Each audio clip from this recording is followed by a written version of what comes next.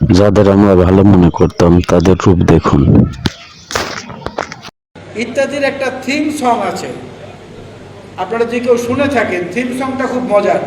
সেখানে বলা হচ্ছে, কেউ কেউ অবিরাম চুপি চুপি চেহারাটা পাল্টে সাজে বহুরূপী।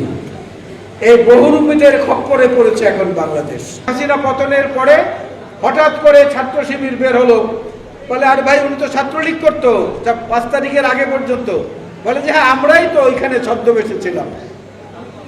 এখন জামাত ইসলামের নেতৃত্বে যারা আছে, এখন বর্তমানে এই জামাত ইসলামের নেতৃত্বে যিনি আছেন 1 নম্বরে তিনি, যিনি আছেন 2 নম্বরে তিনি, যিনি আছেন সেক্রেটারি হিসাবে তিনি, 3 জনই কিন্তু জাতীয় সমাজতান্ত্রিক দলের প্রোডাক্ট।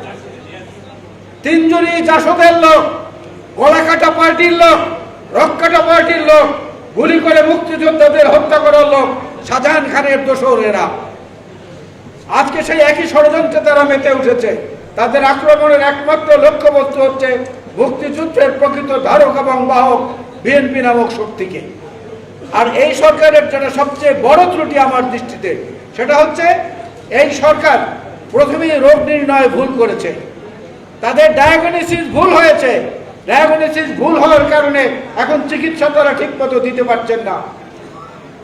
যত গুম, যত নির্যাতন, যত অর্থ পাচার, যত মানুষের অধিকার হরণ, যত নারী সম্ভ্রমহানি, যা কিছু অনাচার এই দেশে শেখ হাসিনার 17 বছরে 16 বছরে হয়েছে, বর্তমান সরকার মনে করেছে এইগুলোর মূলে বোধহয় বাংলাদেশের সংবিধান। না, এই ধারণাটাই ভুল। বাংলাদেশের সংবিধানে সবচেয়ে সুন্দর সুন্দর কথাগুলো লিখিত আছে।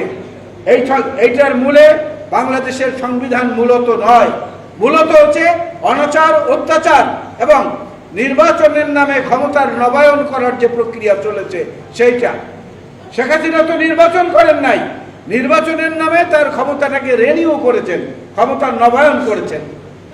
আর আজকে যখন মালিকানা হস্তান্তরের প্রশ্ন এসেছে, সার্বভৌম ক্ষমতার মালিক সাধারণ নাগরিকদের কাছে, তখন এই জামাত দূর থেকে নানান রকমের ফন্দি ফিকির করে তারা এটাকে অন্য প্রক্রিয়ায় নিয়ে যাওয়ার চেষ্টা করছেন।